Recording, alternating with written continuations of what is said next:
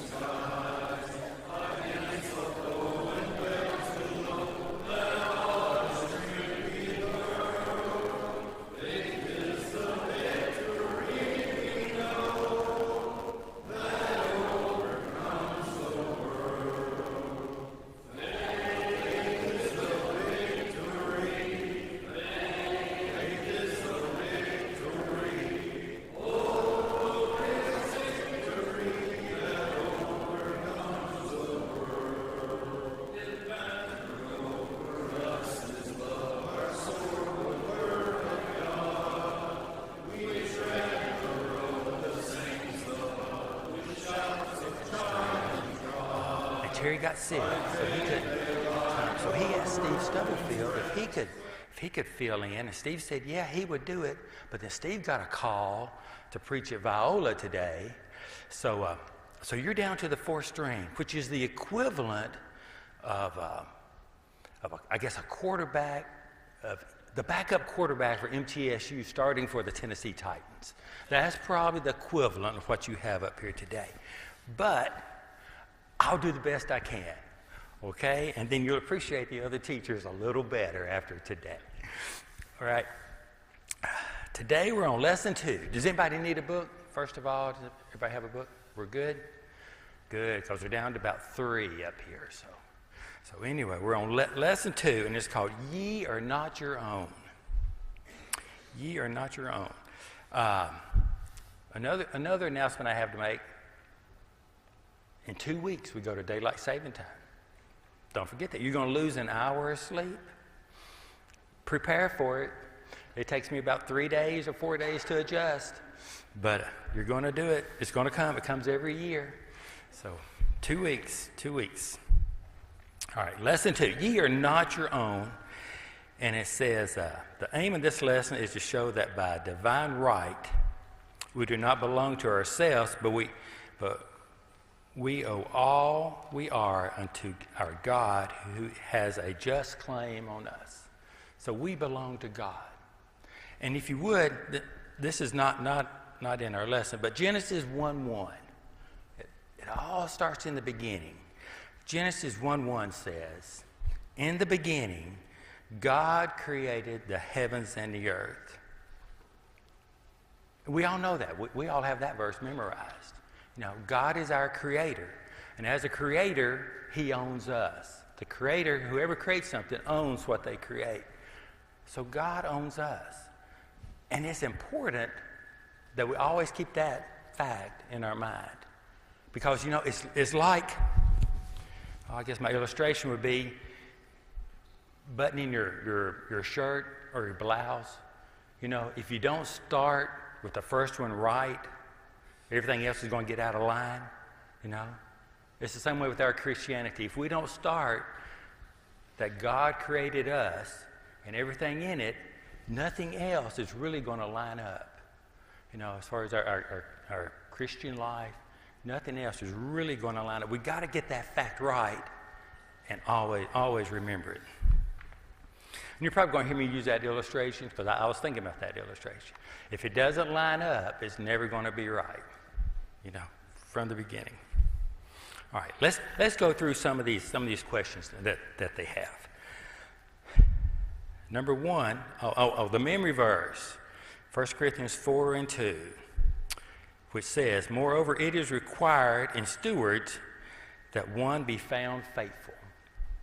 And of course, all these lessons is being a good steward of what God has given us and of our faith. And okay, number 1, we belong to God by divine right. We are his by right of creation. Number 1, we have been created, not evolved.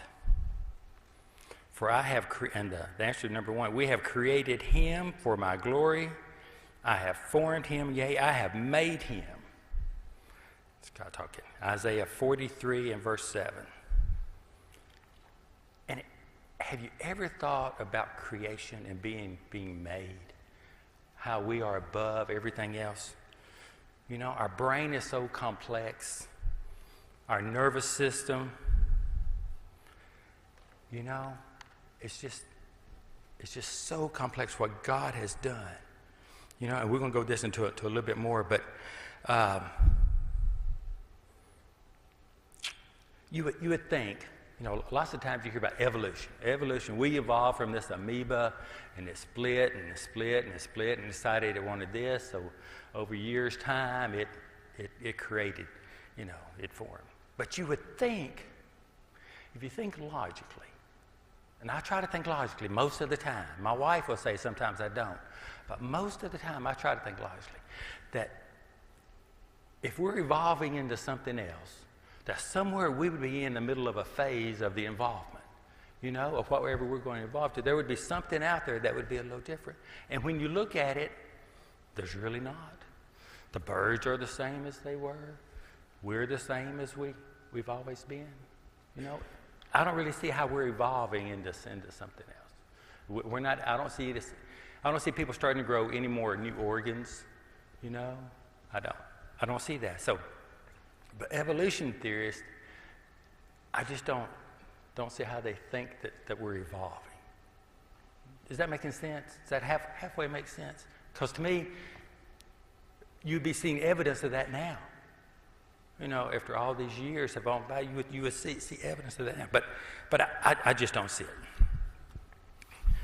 Number 2, and the Lord God formed man out of the dust of the ground and breathed into his nostrils the breath of life, and man became a living being. Genesis 2 and verse 7. Have you ever thought about that? And the Lord formed. It says the Lord formed. It didn't say he formed the animals. It didn't say he formed the fish. But it says he formed man from the dust of the ground. It's like a potter, molding something. And we are shaped in the image of God. He was formed. We were formed. And then God breathed, and we became a living being. Isn't that something? We were formed from the dust of the ground. And from the dust of the ground, we will return. So it's just like a potter being formed stuff. Number 3, behold, all souls are mine. Again, it goes back. God is the creator. The creator owns his creation. All souls are his. In the beginning was the Word. The good thing about this lesson, you can quote most of these verses we have in here. Most of these, you just know. You've heard them all your life. Number 4, in the beginning was the Word, and the Word was with God, and the Word was God. All things were made by him, and without him was nothing made that was made. All right? I think we all know that one. And then number 5, these facts eliminate the evolutionary theory of the origin of man as given by Darwin. The heavens and the earth, in fact, all creation are by design and not by chance. If I were by chance rather than by design, and if man came by Darwinism theory, then we are not stewards of anything and must not give an account to anybody for anything. We'd kind of be like the animals. You ever thought about that? And a lot of times you look the way people behave now, it's almost like animals. There is no consistency in living with each other and being married. You just go out, go find you somebody else. My brother taught special ed for years. He was a principal at Daniel McKee in Murfreesboro. Anyway, this one little kid, his dad was on his 3rd mail order bride. 3rd mail order bride. That's how easy it was just to get a wife. And that's what this kid was growing up with. That was his home life. He didn't know when mom or whoever was going to be his mom was going to be there or not. Dad got mad at her. He'd just go find somebody else. It's kind of like an animal when you really, really think about it. Kind of like an animal. If you don't believe in God, don't believe the creation, and don't believe in what he says, there's really no difference. There's really no difference in what we have to look forward to. All right, B. We are his by right of providential protection and care he bestows upon us. After God created everything, he established natural laws which functions for our good. By whom also, number A, by whom also he made the worlds. That was in Hebrews 1, verses 1 through 3. And I think when it says worlds, I think it really references like the universe. He made the earth, he made the universe, he made the stars, he made the moon, and everything in it, which we all understand. Number B, and upholding all things by the word of his power. By the word of his power. He spoke it into existence. All right. Next page. C. Let the earth bring forth the living creatures according to its kind. Have you ever thought about that verse? It seems pretty simple when you just read over it. Let the earth bring forth living creatures according to its kind. Birds will reproduce birds. Humans will reproduce humans. Elephants will reproduce elephants. But if you think of it from an evolutionary standpoint, I don't get that, how complex that is and how that can start from an amoeba. You ever thought about that? How can that start from a single cell, just divide, and then you have all their own kind? The whole thing just starts from one cell, and then everything just split. I don't understand that logic. I'm a simple-minded person, Gail. I just don't understand that logic. It's so complex, and even if it was in evolution and it took, I just don't see how it could divide and do all this stuff that the evolutionaries think. How you can believe it? I don't understand it. Number D.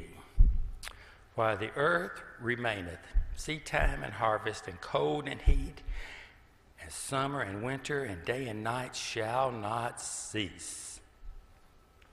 Shall not cease. Summers and winters. There's a pattern that God created for everything. You can't ask for 2 summers and 1 winter. 3 springs. We'd all love to have more springs and falls probably than summer, but it's not there. It's not going to happen. It's never happened. God created it. We're in the pattern, and that pattern is not going to change. Can you think about the design, how everything is designed? And this next one. Let's see. Sometimes my writing is not very good, okay? So I'm going to have to get pretty close to this.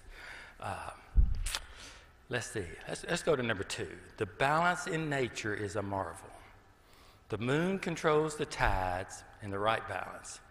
If there were too much moon power, the highest mountain would be washed away by tidal waves. If the moon were too far distance, the ocean would be stagnant.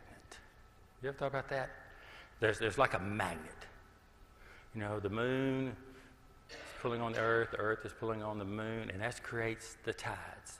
When everything gets lined up, the sun and the moon, the earth all gets right, you're going to have more high tides than low tides. And that's always going to occur. It's always going to, it's part of the balance, the way God created everything. There's a balance in everything. By the aid of water, plants absorb the chemicals and minerals stored in the soil. The leaves filter the chemicals and minerals from the water, change them into sugar and starches, and send them on to the millions of cells in the plant. Only so can plant life in turn sustain human life. There's a balance. We need the plants need us.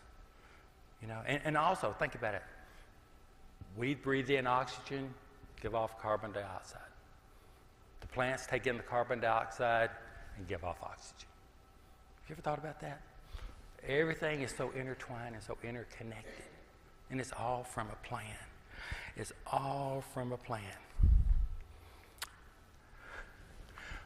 In high school, I'm going back years in high school, I had to do a report on plants. And this was in my English class, not a science class. But it was, make sure you could footnote properly and go find references in the library and know how to reference them and things like that. But I did one on plants. And I think the one on plants was, do plants have feelings, or do plants, I forgot exactly what it was. But I learned a lot, about the xylem and the phloem and how God created all that stuff, and it's going on for years. And how if scientists would measure the rate at which things occurred, the chloroform and all like that. And if you cut the plant, it would change the rate at which it was doing things, the chloroform and all like that. It was really pretty interesting. Now I remember this one guy in class says, well, Dave, do you think plants have feelings? Can they feel those plants being cut or things like that? And My response was no, because first of all, they don't have a brain, they don't have a nervous system or anything like that. But it is amazing how God creates from that seed and everything, how it produces, and how we're all interdependent upon the plants to give off the oxygen, take in the carbon dioxide. Doesn't that just amaze you, the intertwine of how everything, when God created it, how everything works together? And for those who believe it just all came from an amoeba that starts dividing, I don't know. My brain cannot comprehend that. Any questions? Any comments? All right, this is a usual Sunday crowd then. Okay. All right.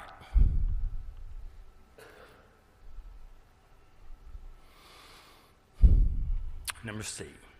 I think that's where we are. Why did God give man herbs bearing seed and fruit trees?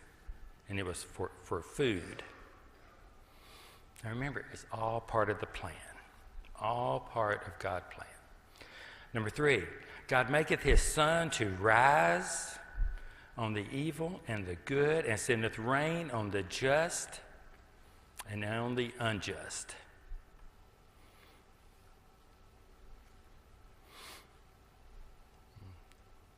And I think we've heard that verse probably all of our life.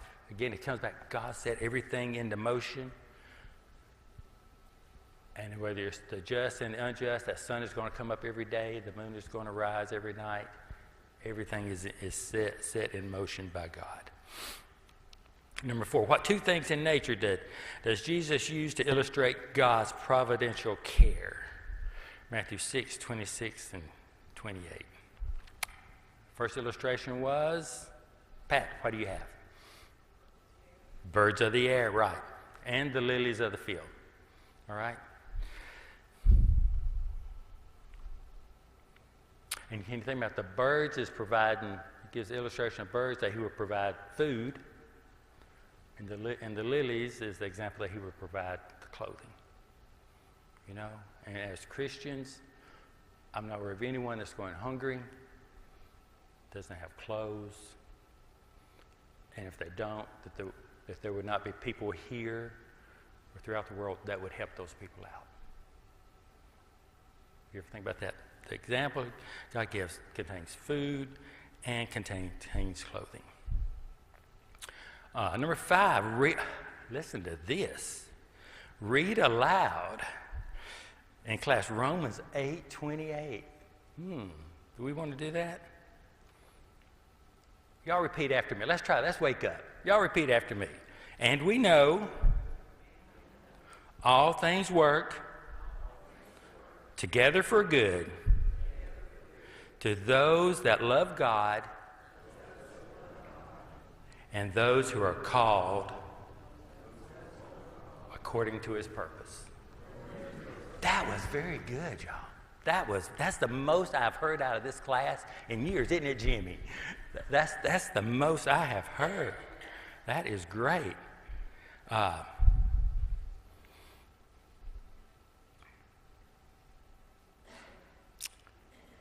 that's just always something. Let's go to C. And we are his by right of purchase. And all these are verses we're all going to know. What price did Jesus pay for purchasing the church? He died. He died. He died. He gave his own blood. Number 2, for ye are bought with a price. Again, the price was Jesus' blood. Number 3, we are not redeemed with silver or gold, but with the precious blood of Christ. 1 Peter 1:18 and 19. And number 4, what did God give for the world? He gave his only son. Again, all those verses tie in. Jesus gave his life for us. And you know, you always go back to the Old Testament. We knew that would happen. Jesus always told us, God always told us in his word that there was going to be another plan. You know, not everything is always going to be given to the Israelites. There would be someone would come that would give his life for us and then open it up, salvation to everyone.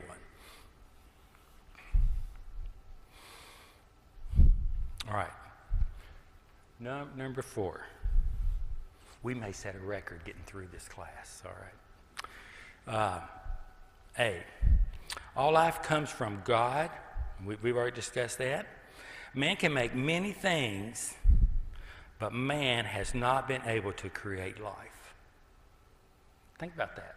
Think about all the things that's happened in the medical field. You know, there's heart transplants. There's stents people are having put in. A lot of you, some of you are in here today, probably alive because of stents. I know I got a cousin that's, 6 stents already? Not even 50 years old, I would say. You know, it's just unreal, the improvements. Joint replacements.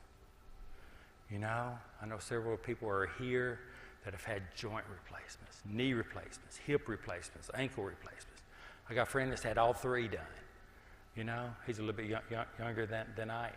Some people have had double knee replacements or double hip replacements. And that is just amazing what man has done in the field of medical. But man cannot create life. Man has never been able to create life. You know, and when you go back of all the improvements we have made, when you think about the verse in the Bible that says, the wisdom of this world is foolishness to God. All the improvements that have been made is nothing for God. You know, it's like foolishness to God. God's probably thinking, well, what took you so long to find that out? You know, everything that's been made. They have not created life. A lot of improvements. Cancer. Think of all the improvements in cancer. How a lot longer people live. Diabetes. Things like that. Their improvements have been made. But the wisdom of this world is foolishness with God. Any comments? Okay. See, number 1, for in him we live and move and have our being.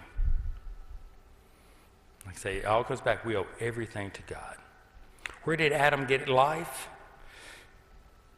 From God, who formed it from the dust of the ground. Remember, he formed it. He formed it. He molded it. He shaped it and breathed into it. He is before all things, and in him all things consist. All right. Now, I'm beginning to lose all my notes that I had. So, all right, B. The Lord wants and deserves us, our bodies, and all we are. Number 1. Know ye not that your body is the temple of the Holy Ghost, which is in you, which ye have of God, and you are not your own. Okay? You are not your own. You are God's. Number 2.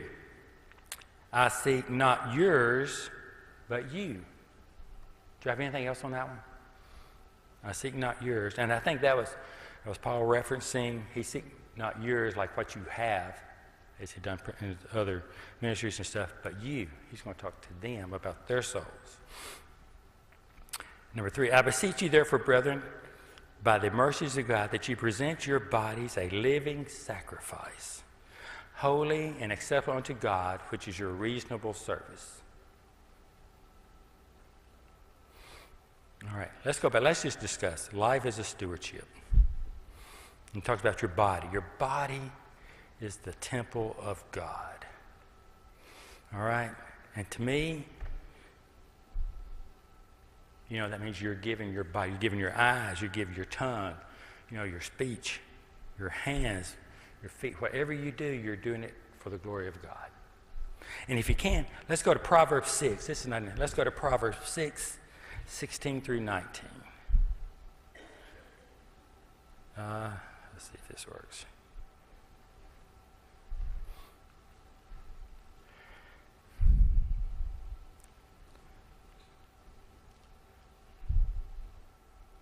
Proverbs 6. These are things that the Lord hates. And I want you to notice these things. These 6 things the Lord hates. Yes, 7 are an abomination to him. A proud look, kind of like your eyes. Okay? A lying tongue, using your tongue, a lying tongue. Hands that shed innocent blood. A heart that devises wicked plans.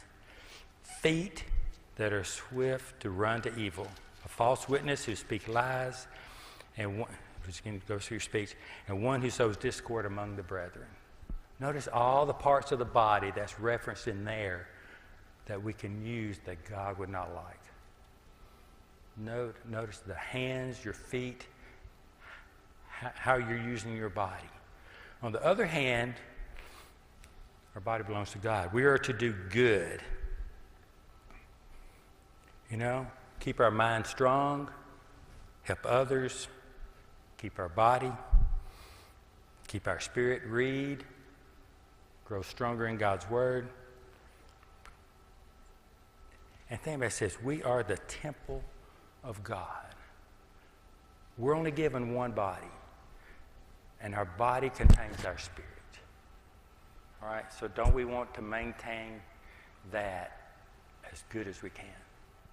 You know, and our body is what we give out to the world for how we are. I don't know how to say this, but I'm going to say it. My wife is saying, "Oh no, what's he coming up with now?" You know. But anyway, no, we're all taught to do good, to help others, and that's great, and we should. But some people can take that to an extreme, and they hurt themselves. You ever known people like that? That they will hurt themselves. Preachers, lots of times, will be more focused on the congregation, and they'll forget their own family and their kids.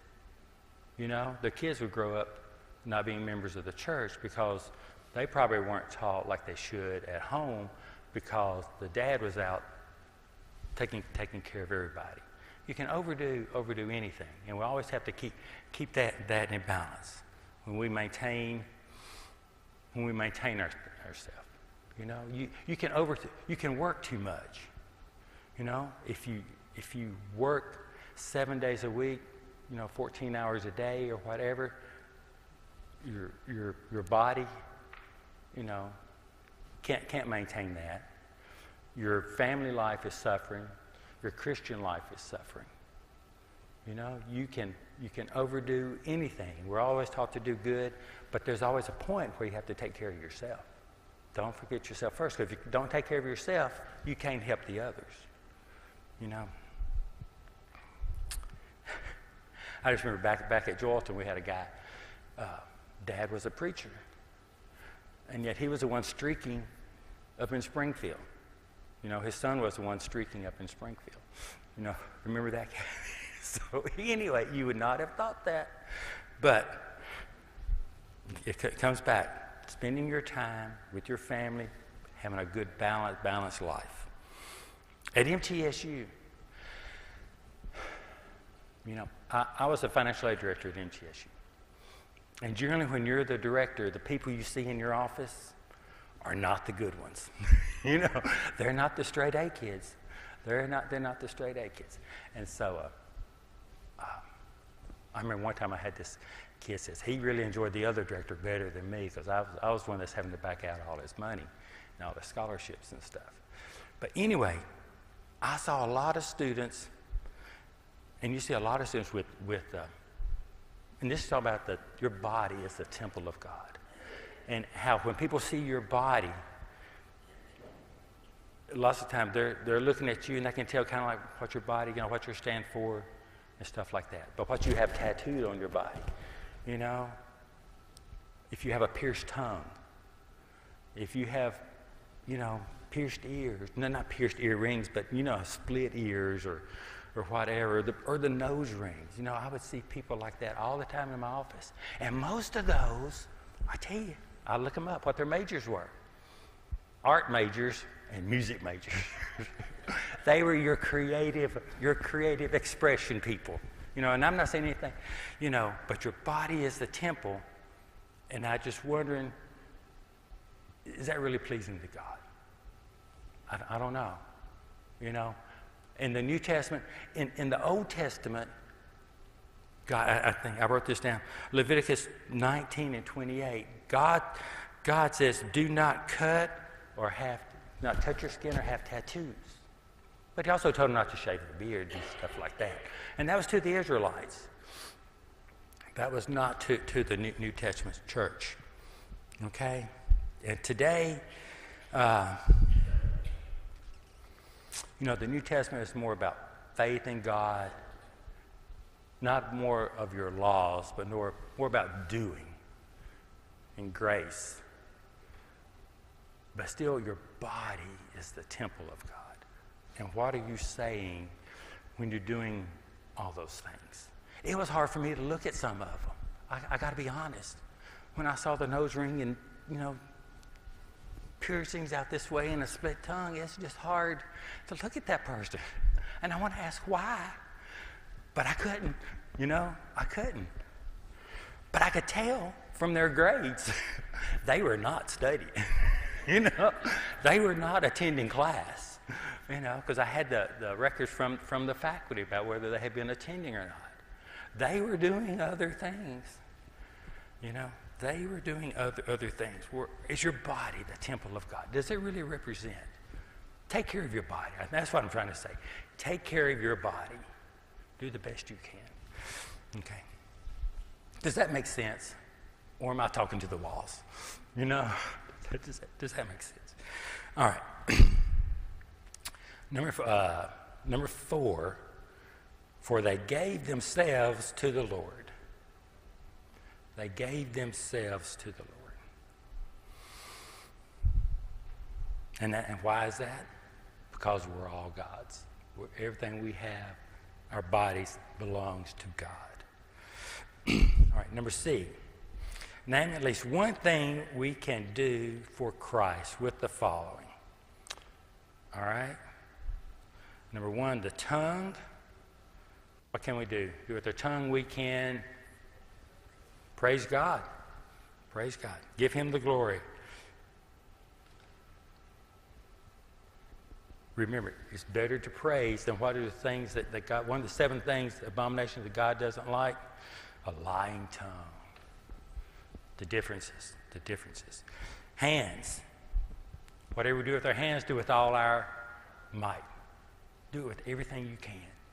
Give it the best you can with your hands. Feet. What can we do with our feet? We can go. Give testimonies. I think that's what I asked for my answer for that verse was give testimonies. We can talk to people about God, what they have done for us. You know, what God has done for us. Our eyes. Go. We can see. You ever thought about your eyes, how they're made? You know, what all has to happen to take that light in and be able to see? Just part of that creation and how everything was made by God. How everything was made. And I just don't say I can still go back and split from that amoeba and just keep on splitting. And then again, I'm going to go back. If we don't accept that God created us, it's like misaligning our shirt and our buttons. Nothing else is going to line up right. All right? I was taught in speech class, I always repeat your main points, and maybe they'll remember it more. Okay? Maybe they will remember it more. Ears, listen. Ears are made to listen. And lots of times when I talk to students at MTSU, you know, you always listen first. And I've heard a lot of excuses as to why I couldn't go to class. Do what now? That's right. Not everybody knows how to listen. That's true. That is true. But you know, at MTSU, I listen to a lot of people. I know a lot of reasons why people cannot go to class. You know, I know a lot of reasons why people failed their classes. And a lot of them were legit, you know. And it all comes down, I'll go to this point. people would hear all these things, and the committee would make a decision whether they'd give them another semester or not. Over half the people would be back that next semester, and they'd just be kicked out. Okay? The other half would continue to do good. I remember this one kid I had came to my office, broke his leg, broke his arm. Did not miss a day of class. He had somebody, he was in his wheelchair, would push him to class. He wanted to go to class, did not want to skip a semester. And he did great. Other people, they would be out a year, with that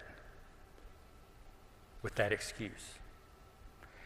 And it comes down, as one of the professors used to say, fire in the belly. Do you have the fire in the belly to go out and do good, to help others and do the things you know that you're right?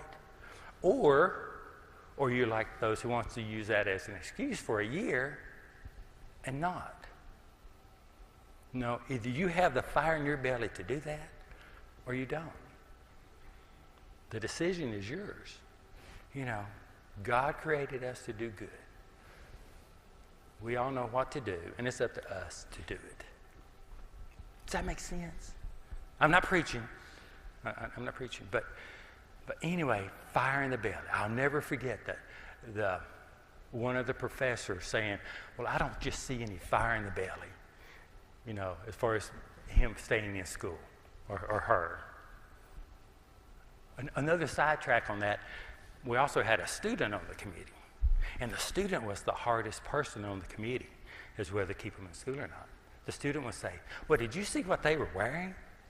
Did you see the clothes? Did you see the shoes or the purse or whatever it has? And then they were giving all these excuses why they could not do good. So anyway, it was just interesting. Very interesting. D, there, and is that the first bell or second bell? First? All right, good deal. We're going to make it. D, there is nothing a person can give Christ that is greater gift than self. And that's what I was trying to just explain. There's nothing you can do greater than to give yourself to Christ. Fire in the belly. I want y'all to remember that when you leave out of this class today. Do you have fire in the belly? All right. Name some Bible persons who gave all to self. Who gave self. Peter, Paul, Moses, Stephen, just a few. Name some modern men who give themselves. Who'd you think of? Elders, deacons, missionaries. It's true. I think of James Bolden, Charlotte's dad. He was the nicest man. And he would help you do anything. If you needed help, you would ask Mr. Bolden, and he would make for sure you would have it. He was a very good elder right there. Very good. Very, very. And I think of another elder in Murfreesboro, and I'll never forget. He had it was a heart attack or something during church, and they brought in the stretcher to put him on. And going out, he's laying there on the stretcher. He winks at me. Like, I'm going to be all right. I'm going to be okay. And he was an elder in the church. And I liked him because he used to be a teacher at school. And he would still take classes. Still try to maintain up on current events and stuff like that. It was very, very interesting. Thank you for your attention. Thank you for making this class with me. And maybe the first string or the second string will be back next week.